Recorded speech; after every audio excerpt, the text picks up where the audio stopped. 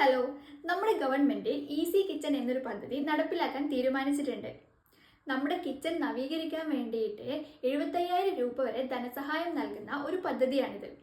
നമ്മുടെ കിച്ചൻ്റെ തറ കോൺക്രീറ്റ് ചെയ്ത് ടൈല് വിരിക്കാനും അതുപോലെ സ്ലാബിൽ ഗ്രാനൈറ്റ് വിരിക്കാനും കബോർഡുകൾ നിർമ്മിക്കാനും കിച്ചൻ്റെ plastering, plumbing, painting, electrical work, soak പീറ്റിൻ്റെ വർക്ക്, വാട്ടർ ടാങ്കിൻ്റെ വർക്ക്, അങ്ങനെയുള്ള വർക്കുകൾ ചെയ്യാൻ വേണ്ടിയിട്ടാണ് ഗവൺമെൻറ് ഇത്തരമൊരു ധനസഹായം നൽകുന്നത്.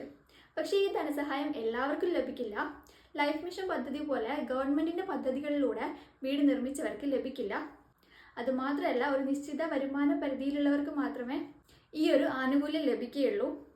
നമ്മുടെ തദ്ദേശ സ്വയംഭരണ സ്ഥാപനങ്ങളിലൂടെയാണ് ഈ ഒരു ആനുകൂല്യം നൽകുന്നത്.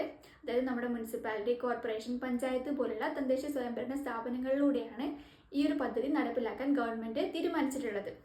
നമ്മുടെ അടുക്കളകൾ കൂടുതലായും യൂസ് ചെയ്യുന്നത് സ്ത്രീകളാണല്ലോ.